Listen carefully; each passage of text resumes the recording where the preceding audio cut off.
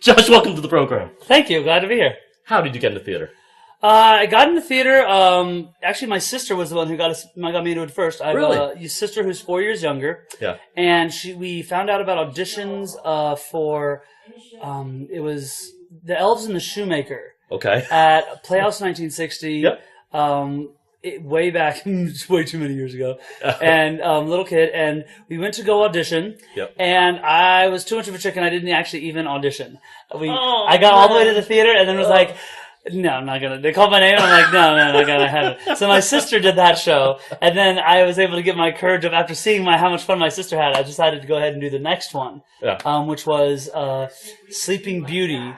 And I did so awful on my audition. Oh, come on. No. My first, I was literally on stage for 30 seconds. I ran on stage and went, "Ah!" And then I got killed. And that was it. That was my theatrical debut, was I ran on stage and went, "Ah!" and got stabbed and I died. Hey, but as long as you make it meaningful, I go, ooh, I remember that. I remember you died in that scene. So that was my very first show, back in, let's see, I would have been 10 or 11, somewhere around there.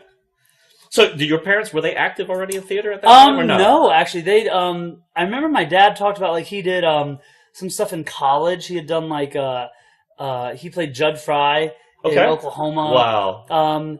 But had never really done anything since then. Yeah. And so they, now they're very involved in theater, but of course, yes. That was after, me and my sister got involved, and then they started doing, Sure. It kind of became a family thing because me and my sister were always at play rehearsal, so Mom and Dad would come, drop us off, and then they got suckered into doing shows, as we do in theater, Absolutely. We'd say, "Oh, you're here, we need an adult," So they started doing it, and then they just kind of became their life, became their social circle, and so now, it's after... More of their life. yeah, now it's even more of their life now that, but they didn't even do that until after me and my sister graduated. So we're like, you couldn't have done that earlier? So. That's wild. So they didn't do it for a long time? No. It wasn't like a kid, we weren't pressured into it. It wasn't like a thing going on. I don't even remember going to see plays as a kid. Yeah. We had little church shows and stuff. Right. But it wasn't a big deal. But it wasn't a big deal. And like I said, it wasn't even until my sister was, interested in doing this Elves and the Shoemaker, they were like, okay, yeah, let's go to it. And then my sister had such a fun time that, all through high school, we lived at Playhouse. Wow. So who were your acting mentors at that time? Well, Tina Cafeo, she was my voice teacher. Mm-hmm. She became my voice teacher. Most of the kids shows that I was doing at Playhouse at the time was Vicky Wheezy. Yes. And then at middle school and high school, I had a couple different teachers because I went to Cy Creek High School and Cypress Christian School. So at Cypress Christian School, I had Lisa Matrenga, and then I had different teachers. The one I had Mr. Woods was at Cy Creek High School, and he had done some stuff like some of the adult shows at Playhouse 1960, and Miss Miller, who has since passed away. But she was the theater teacher at Cy Creek when I was there as well. Wow. So you did it through high school as well, right? Yeah, at high school I did it. I did some shows at Cy Creek. My first real lead, now I teach acting classes. Right. And I tell all my kids, don't get discouraged if, because I have all these 8-year-olds, 7-year-olds who are like, I didn't get the lead. I'm like, you're 8, okay? My first show wasn't until I was 10. But my first real, I had some roles that I guess you could consider leads, but my first real, what I consider a serious lead, wasn't until my senior year of high school when I got to play Jesus in Godspell. Wow. At Cypress Christian School. Right. Before that, I was in ensemble at Pippin.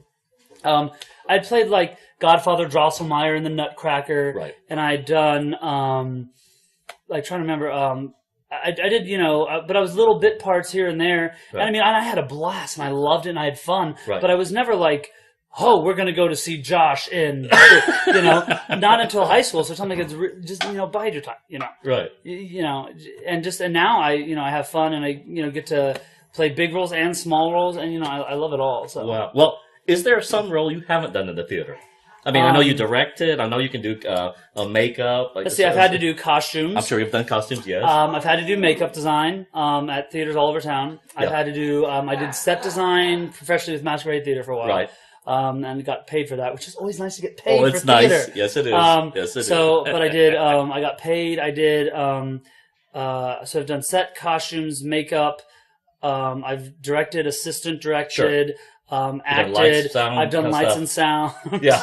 So they're really in anything you haven't done. So yeah, and I've done a little bit of everything at one theater or another. Right. I've worked at probably a dozen different theaters in Houston. I've gotten to do stuff with Theater Southwest, and I've done stuff with Mildred's Umbrella Theater and Dionysus, Applause, Royal Academy of Fine Arts, Playhouse 1960, Houston Family Arts Center, Stage Door Theater. This is my first show with Stage Right Theater. I've done stuff with the Texas Renaissance Festival. So I kind of gotten to experience all different sides of it. I'm going to ask you, are you the famous balloonist at the Texas Ren Fest? That would be me. That would be you. I've heard such good things about you. I'm actually the only balloon artist to ever be at a Renaissance Festival. Wow. Not just the Texas. I'm the first one to ever be at the Texas Renaissance Festival. Right. But from talking to different people, I'm the first one to pretty much be at almost any Renaissance Festival. Because it's not. Balloons aren't period. They didn't have balloons in the Renaissance. So when I first approached the Renaissance Festival years ago and said, hey, I'd like to do balloons, they're like, no, not period. But I started doing my research just out of boredom and curiosity and found out that balloon twisting actually started during the Renaissance. They didn't have balloons. They'd use animal intestines. So whatever animal was killed for the feast that night, the court jester and the troubadours would take the intestines, clean them out, inflate them with air, and twist them into shapes for the enjoyment of the royal court. And then it was only later, once they got rubber and started making balloons, they were like, hey, we could do this and it'd be much easier to do it out of balloons than out of pig intestines. And so I approached the Renaissance Festival from that angle and said, what if I just tell them that they're, colored pig intestines? They're like, well, okay, we're okay with that. And so I was like, yes, this is good. And just to practice, I actually went to a butcher and got some pig intestines and made a balloon. And you can. It's very tricky, and your hands smell like bacon for a week. But which some people think that's okay. But bacon! But that was fun. That's incredible, because I hear such good things about you. They say, like, they're jealous. I mean, they say, this guy is so good. They're jealous. They go. I started that about the same time I started theater. It was actually a really good job to have for someone in theater. Because one thing I noticed in high school and college is going to any job employer and saying, okay, I'm going to need every weekend off, though, for this month, because I'm in a show. And they're like, oh, and I need to be able to get off by 6 because I'm in a show. They're like, I don't care. So that was nice to have a job as a balloon artist where I could pretty much make my own schedule because I was my own boss. And so paid my way through college doing it, made good money in high school, and now I still do it, and that's my primary source of income that allows me to do theater, is because, I'm making money doing balloons on the sides. And I have a television show now every Saturday morning. It's Keys for Kiddos on Ion Television at Channel 49.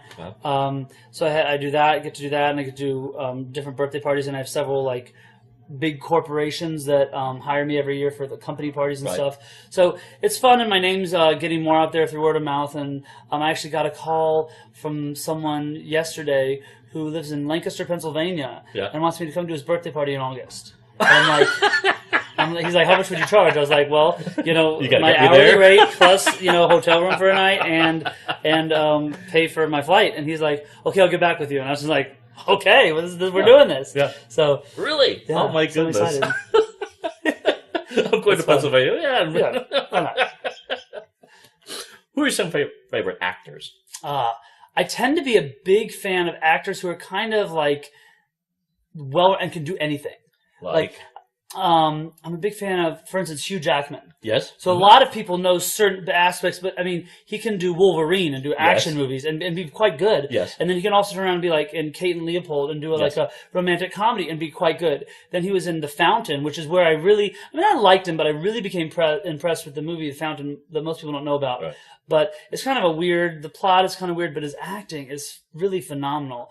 And he's just so emotional and intense. And then he can also turn around and, be very flamboyant in The Boy from Oz and win a Tony Award for it. So I'm really impressed with actors who can literally just do it all. That incredible range, Yeah, like that. Another one who impresses me is Gerard Butler. Yes. Like he can do Phantom of the Opera and then turn around and be King Leonidas in 300 and then be in a romantic comedy and do very well in all of them. Christian Bale, to a point, not as quite as much as the other ones, because he kind of shunned his musical theater roots and was like, no. I've seen interviews with Christian Bale where he basically denounces Newsies. Like he just, really he just did, from all the interviews I've seen, like he just didn't like it. He didn't think it was good. It didn't think it was funny, and he had no desire. And you notice he hasn't ever done anything musically. No. And I mean, I thought he was quite good in Newsies. I mean, I grew up as a kid being like, yeah, Newsies, and so.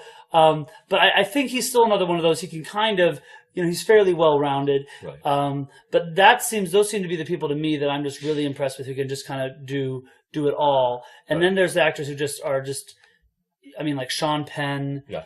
Dustin Hoffman. Sure. Mm-hmm. Those kind of tend to be the people that I really look up to and respect. Would be that type of actor. So, I know you direct. How do you encourage, new students in your direct? What's your directing style? Let's put it. Well, I think I'm still kind of new to the directing. Uh-huh. So I'm still kind of finding my style. Sure. My first, main stage show was only, 3 years ago. Really? It was.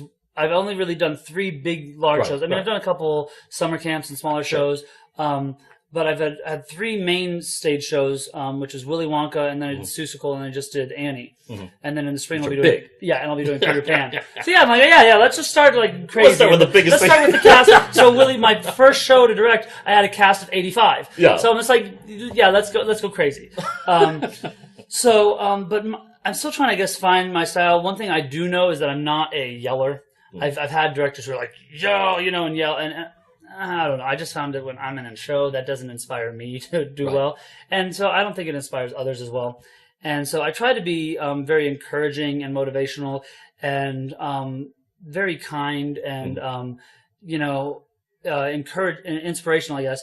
And I try and be like, okay, let's find what you're good at and let's find a way that you can do that. And let's find a way that you can shine. So if someone, is able to do a cartwheel or an aerial or acrobatics, I'll find a way to put it in the show. If someone can do crazy dancing, I'll find a way, to use that. If someone's an amazing singer, I'll try and cater to people's strengths the best I can. And then I think it's whenever you direct a show, it's kind of selling the vision. It's getting people to say, okay, this is my vision for the show, and I'm going to get you excited about it. I'm going to get you to buy into it, to stand behind what we're doing. Because if people get excited about something, they'll do anything for it. Right. So I think a lot of directors where they fall short is they're not able to inspire excitement in their cast. And if you can get an excitement going, people tend to work harder for something that they're excited about, for something that they enjoy. If coming to rehearsal is a chore, if coming to rehearsal is something they don't want to do, they're not. Well, it shows in the performance. Absolutely. Yeah, they're not going to work hard. So I try and, as much as I can, whenever I cast a show, I try and think of it as a family environment. And that's why if I have an opportunity as a director to cast someone who's friendly over and not talented over someone who's a diva and maybe the most talented person in the world but has an attitude, I'll cast the non-talented person every time. Now, of course, as directors and theater people, we always hope that we have the people who are so nice and friendly and super talented. Don't always work. Yeah, which happens. Like, for instance, a perfect example, Sadie Sink, who, when I directed Annie Jr. a couple of years ago, one of the most talented kids I've ever worked with, just natural talent, and so nice and humble. The family's, nice, and just great kid. And worked with her, and I said, dude, you need to keep going with this. This is amazing. And I was like, you need to audition for touch, you need to audition for everything you can get your hands on. They're like, are you sure? I'm like, no, you need to go. They're like, well, we thought about it. I'm like, no, like, I'm not saying you think about it. I'm like, do it now. Your kid's got the goods. So they went and auditioned, and being a newbie at Tuts, went and got the role of Annie at Tuts. Oh my goodness! which upset a lot of people who had kind of like paid their dudes and was because they're like, wait, she's a nobody, and why is she getting this? I've been here, I've paid, and so there's some people, from what I've been told, that there were some people who were not happy with that. But and she rocked it, and now I just recently found out she is now the Annie on Broadway. Oh my goodness! Yeah, because they're doing it again. So incredible. So the girl who was my little Annie Jr. Just to show kids how fast you can go, she was my Annie Jr. at a community theater. I think it was her first theater experience, one of her first shows. Yeah. She was my little Annie Jr. and that was 3 years ago. Wow. And now she's on Broadway. And now she's on Broadway. That's a great story. And not just on Broadway but she's Annie on Broadway. And so I think that's to inspire kids that you never know what you can do if you just keep trying for it. Right. So And she had a incredibly supportive family who, when they saw that she had talent, they were like, "Hey, we're okay. You want to do this? We'll take you up to New York for auditions, and we'll take you, and that's what it takes." So very, very proud of my students, and I have several, who are just quite impressive. And I have several students that if they're not on Broadway one day or in movies one day, I'll be extremely surprised. That's incredible. I know you got rehearsal to do, so we'll try to get this to continue, but I'm going to ask you the question early. If heaven exists, what do you want God to say when you get to the pearly gates? I think this kind of inspires just kind of everything I do in life. But what I kind of want God to say when I get to heaven is I want him to say, you know what, the world was a better place because I put you there. And I think that's kind of, I think to a certain point, as every human, I don't think anybody wants, to be like, man, the world is worse. Because, but I kind of try and remind myself of that every day when I'm interacting with people, just daily interactions, being like, is the way I'm treating this person or talking to this person, or even sometimes thinking about, like someone cuts you off in traffic and you're thinking, and I try and think, is the way I'm thinking, the way I'm acting, is that making the world a better, more pleasant place, or is that making the world a worse place? And so I try and have that, kind of flavor everything that I do in life, is saying, you know what, I'm here to inspire, to encourage, to make the world a better place, to put smiles on people's faces. And so I guess, if I get to heaven, I would consider my life a success if God said, you know what, well done. You made this world a better place. Josh, thank you so much for being here. Thank you. My pleasure.